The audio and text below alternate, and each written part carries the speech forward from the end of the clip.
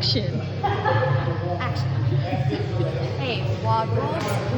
Today we are going to go over some strategies and some tips for our 26.1 workout tomorrow. Wanted to put this together just because it is a little chaotic on Saturday mornings. So want to make sure that we give each of our members the advantage for tomorrow. So I'm not going to go over the workout. Everybody knows what the workout is. It is a lot of wall balls. It is a lot of box jump overs. 12-minute time cap is going to save everybody here. And the important piece of being successful at this workout is going to be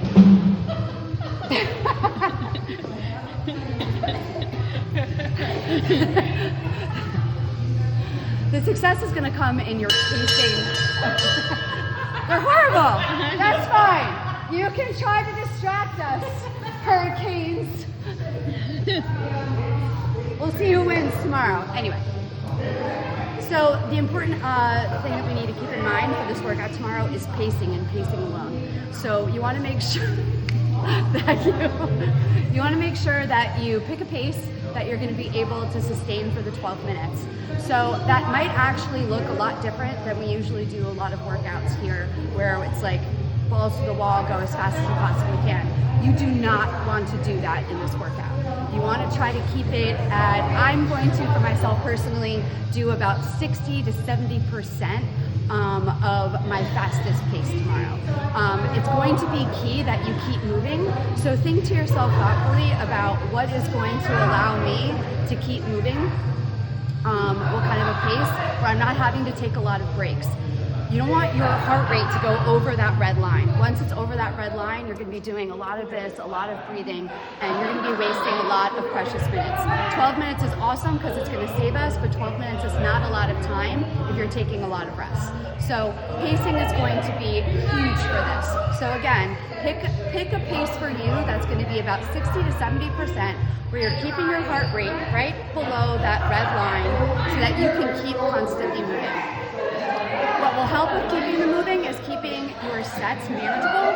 So for the wall balls, you may want to think about what is the biggest, freshest set that you can choose for like the biggest set that you could do unbroken if you were just to pick up a wall ball entirely fresh and rest it up. What would that be? So for me, that would be 30 unbroken. So choose about 30% of that. So for me, that would be 9 reps.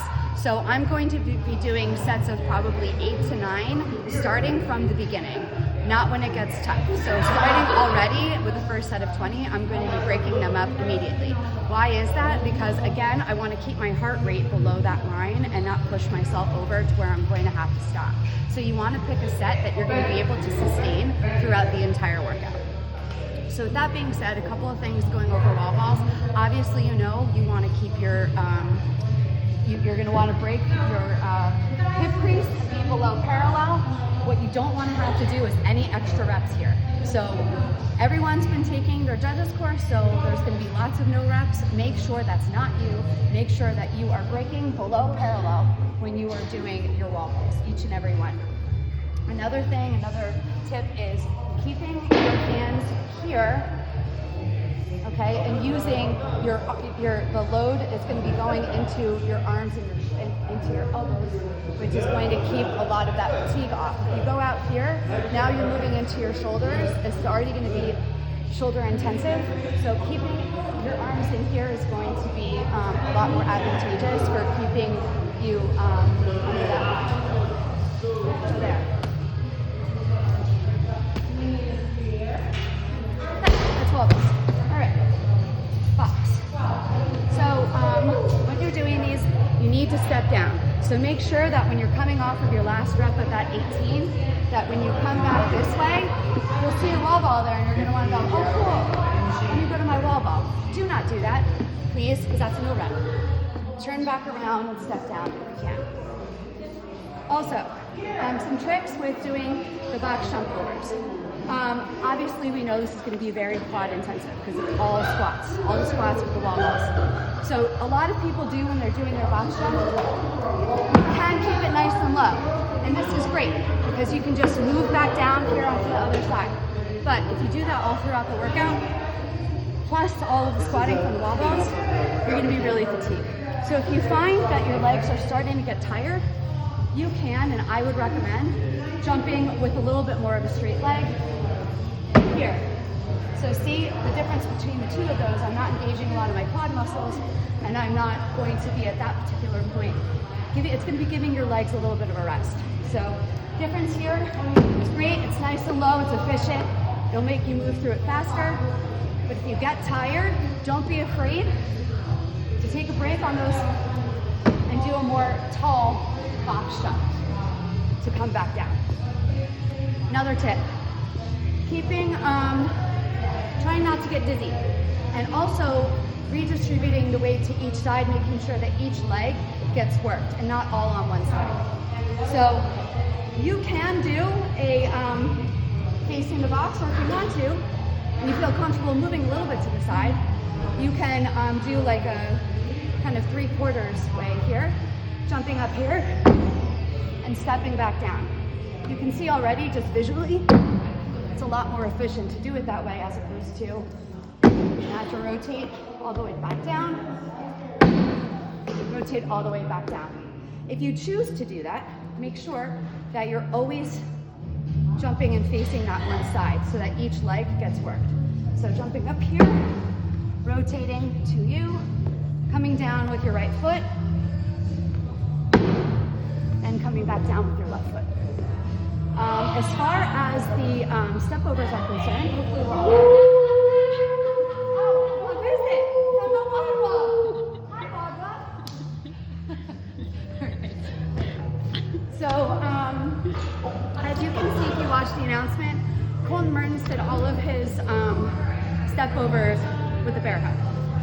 You can do this, but something to keep in mind, if you have a shorter torso, like myself, that's kind of a little bit cumbersome as your knees kind of get in the way, but also, if you're holding it, you're compressing your diaphragm. So by the time you get to the step overs, you're probably gonna have a hard time breathing. So doing this and compressing what's already difficult breathing is gonna be really tough. If it feels more comfortable for you, go for it.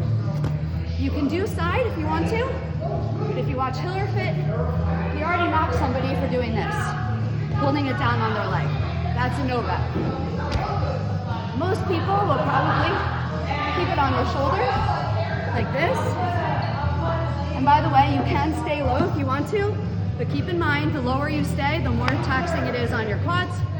And you can switch that around if you want to, totally up to you.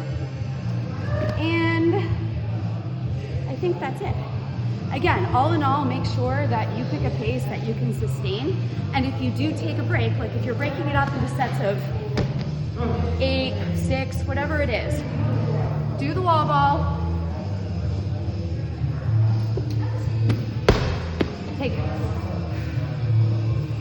couple of deep breaths through your nose and out through your mouth and pick it right back up. What you want to avoid doing if you break it up a lot is sitting here, walking around, taking a break, considering why you do CrossFit and all the things. So that's all. Let's see if Erin has anything to say. No, I think you covered everything. I think pacing is just going to be the ultimate goal for a lot of people. So yeah, you're probably going to need to go slower than you think you need to when you initially start the workout. So pace, pace, pace. Okay. Yep. So that's it. All right. So good luck tomorrow. We'll see you here in the morning. And for our team members down in Cape May, who are doing it today, I guess, good luck to Angelo and Danielle, and we'll see you guys on Saturday morning. Bye.